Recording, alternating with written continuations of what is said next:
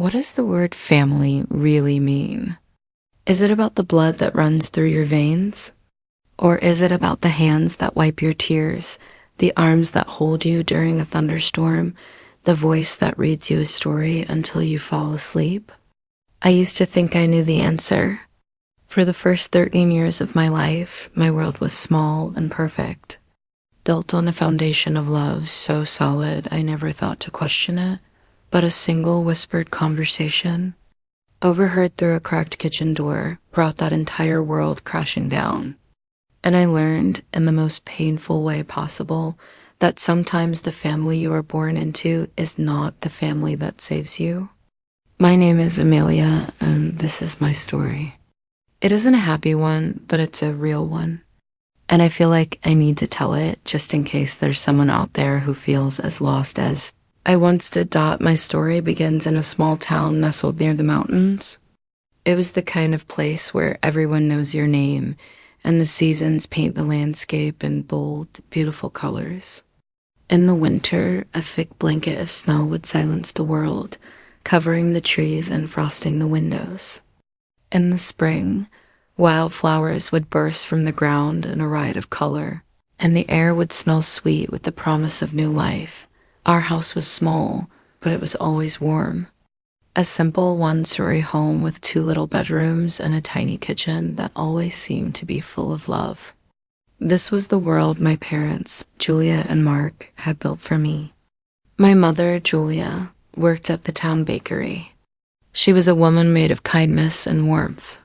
Every morning, she'd leave before the sun was up, and she'd come home in the afternoon smelling of sugar, cinnamon, and freshly baked bread, the best smell in the world. My father, Mark, was a mechanic. His hands were calloused and perpetually stained with grease, but his hucks were the softest, the safest place I knew. They were simple, hard-working people with the kindest hearts I've ever known. And for 13 years, I believed with every part of my being that I was their daughter. No one ever told me otherwise. I never thought to ask. Why would I? I saw them in my own reflection. I had my mother's soft brown hair and my father's bright blue eyes. Our little house was filled with the sound of our shared laughter. We had dinner together every single night at our small wooden table, talking about our day. My childhood was a tapestry of simple joys. I had a room with a soft bed and cozy blue blankets. When I was sick, my mother would sit by my side for hours, singing me gentle songs and stroking my hair. Every night, without fail, my father would read me a bedtime story. He called me his sunshine, and he'd kiss my forehead before turning off the light. Weekends were for adventurous walks by the river, picnics in the park. We didn't have much money, but we were rich in happiness. We had movie nights on the couch with a big bowl of popcorn between us. We had pancake Sundays. My life felt perfect, safe, and uncheckable. I never noticed that there were no baby pictures of me in our photo albums. I never wondered why my parents seemed a little older than my friends' parents. I was so wrapped in the warmth of their love. I never saw the secret they were keeping, but secrets have a way of coming out.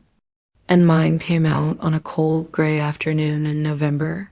When I was 13, the wind was howling outside, rattling the windows of my room where I was trying to do my homework. My Aunt Lisa, my father's sister, had come to visit. Aunt Lisa was a force of nature, loud, opinionated, and a chronic oversharer. She and my mother were in the kitchen, and I could hear the faint murmur of their voices and the clinking of teacups. I got up to go downstairs for a glass of water. As I reached the bottom of the stairs, I paused near the kitchen door. I didn't mean to eavesdrop, I really didn't. But then I heard my name, and I froze. It was my aunt's voice, sharp and clear. So Amelia still doesn't know she's adopted then? My heart stopped, and then it started again, hammering against my ribs like a trapped bird. The world seemed to tilt and go silent, except for their voices. My mother's reply was soft, full of worry. No, Lisa, not yet. We're waiting for the right time. She's only 13. Julia, she's going to find out one day. My aunt pressed on, her voice losing its softness. You can't hide it forever. She came from that woman in the city, the one who just gave her away. You and Mark raised her as your own, but she has a right to know. Gave me away. The words echoed in my head. I couldn't breathe. My hands started shaking. I felt a coldness spread through my body, a deep, icy chill that had nothing to do with the November wind outside. I didn't move. I just stood there, hidden in the shadows of the hallway, as my entire life was rewritten in a few whispered sentences. I didn't want to believe it. It couldn't be true. My life, my family, my very identity, it was all a lie. I turned and ran back up the stairs to my room, my feet silent on the carpet. I gently closed the door, leaned against it, and slid to the floor. And then I cried. I cried until my throat was raw and my eyes were swollen shut. That night, I didn't sleep at all. My blue blankets felt cold and foreign. My pillow was soaked with tears. The next morning felt like a dream. I didn't want to face them. I didn't know who they were anymore, but I forced myself to go to the kitchen, just like always.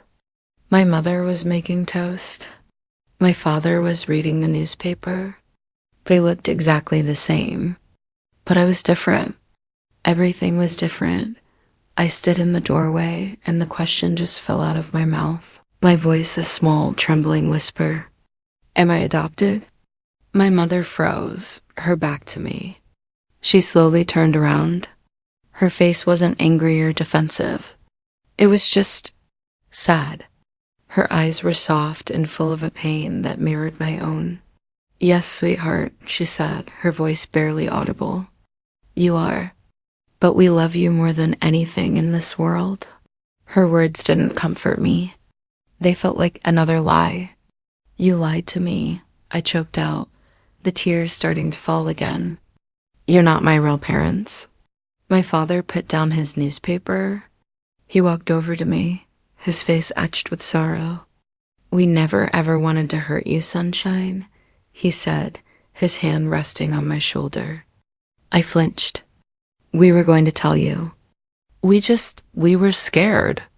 We didn't know how, but I couldn't hear their explanations. All I could feel was the sting of betrayal. I wanted to find my real parents, I said, my voice suddenly hard. I want to go to them. They didn't argue. They didn't yell. They just looked at each other, their faces filled with a silent, shared grief. My mother went to my room and packed a small bag for me. My father gave me all the cash he had in his wallet. They didn't try to stop me. And in my angry 13-year-old mind, that felt like the ultimate rejection. If they really loved me, wouldn't they have locked the door? Begged me to stay? I walked out of that warm, loving house without a word of thanks, without a single look back. The cold wind hit my face, a harsh slap of reality. I didn't know exactly where I was going, but I had a clue. I remembered overhearing my aunt years ago mention a city called Hillview, and I had scribbled down the address she'd mentioned, just in case. It was 2 hours away by bus stop. I walked to the bus stop and sat on the cold middle bench, clutching my bag. I was scared, but my anger was a shield, keeping the fear at bay. When the bus arrived, I climbed on, sat by a window, and watched my small, perfect town disappear. When I got to Hillview, it was nothing like my hometown. The air was thick with the smell of exhaust. The houses were old and crowded together, their paint peeling. I found the street, my heart pounding with a mixture of hope and terror. When I found the right house number, I just stood there for a long time, trying to breathe. Finally, I knocked. The door creaked open, and a woman stood there. Her hair was streaked with gray, her face tired and etched with deep lines. She just stared at me with small, vacant eyes. A man appeared behind her. He was thin, wearing a stained shirt with a hole in it. He looked at me, a flicker of something recognition. In his eyes, Amelia? He asked, his voice rough. Yes, I whispered. I think, I think I'm your daughter. There was no smile, no gasp of joy, no arms reaching out to hug me. He just looked weary. Then a teenage boy, older than me, pushed his way to the door. His face was a mask of anger. Why are you here? He snarled. We don't have room. We don't have food for another mouth to feed. I looked back at the man, my birth father. He wouldn't meet my eyes. He's right, he mumbled, looking at the ground. Life is hard here, Amelia. We're poor. It's not a good place. I can't help you. I'm sorry. The world went silent. I felt like someone had punched me in the chest, knocking all the air out of my lungs. The hope that had carried me all this way dissolved into nothing. I wanted to scream, to cry, but no sound would come out. My legs felt weak, like they might give out from under me. I turned around and walked away. No one called my name. No one told me to wait. No one asked if I was hungry or where I would sleep that night. The door just clicked shut behind me, sealing my fate. I walked and walked, with no destination, until I found myself on a bench near a dark, swirling river. The water was the color of steel, and the air was freezing. I sat there, clutching my small bag, and a feeling of emptiness so profound washed over me. I felt utterly and completely alone, unwanted, unloved. My real parents didn't want me. My fake parents had let me go. Maybe I didn't belong anywhere. I looked at the dark water, and a terrible thought crept into my mind. Maybe if I just slipped in, all the pain would stop. The cold, the sadness, the ache in my heart. It would all just wash away. But as I stood up, something inside me, a tiny flickering flame, fought back. I reached into my pocket, my fingers numb and shaking, and pulled out my phone. With my last bit of hope, I sent a message to the woman who had packed my bag. To Julia, my mom, please help me. I want to come home. If you don't help me, I will jump into the river.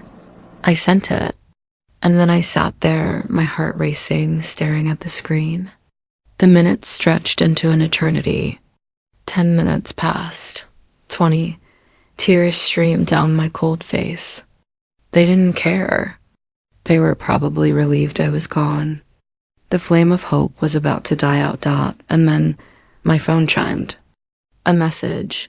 We're sending the money for a bus ticket right now. Please wait. Please don't do anything.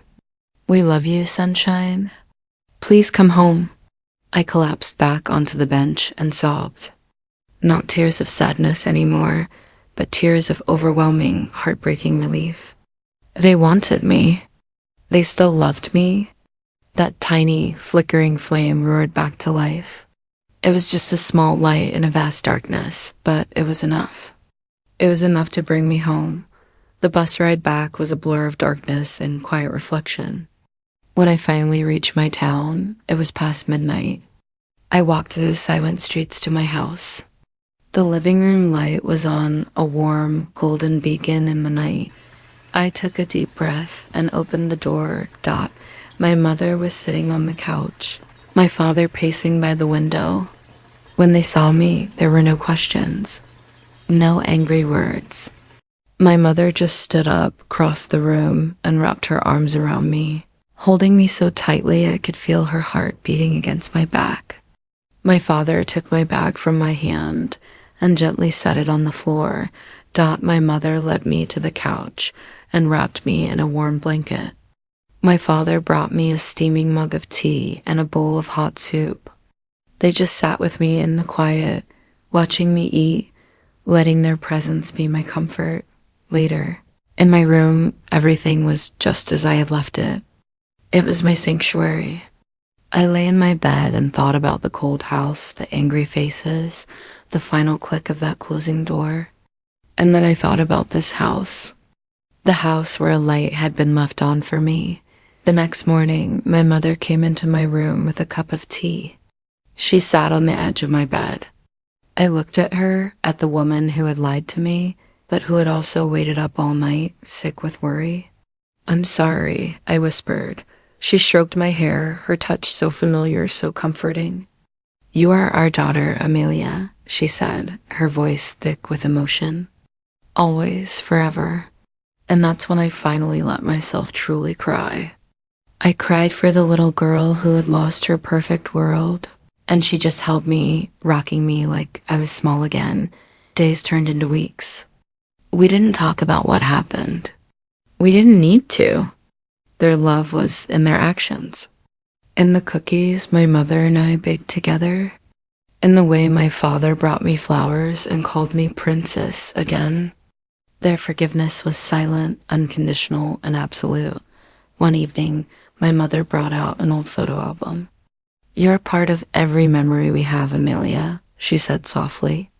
"You've always been here." And as I turned the pages, I saw it was true. There were pictures of me as a toddler, covered in birthday cake. Me on my first day of school. Me on my father's shoulders. There were no baby pictures, no, but there were countless pictures of a childhood filled to the brim with unwavering love. Years have passed. I'm 25 now. I became a nurse. I wanted to spend my life caring for others the way my parents cared for me. I still live in my hometown, and I see them every weekend. They're older now, a little slower, and now it's my turn to take care of them. I never forgot that day. I never forgot the cold rejection or the dark water of the river. But that pain doesn't define me. What defines me is what came after. The healing, the forgiveness, the profound, life-altering realization that family isn't about blood. It's about choice. It's about who chooses to love you, who chooses to stay, who chooses to leave a light on and wait for you to come home. My parents didn't give me life, but they gave me a life, and that is everything.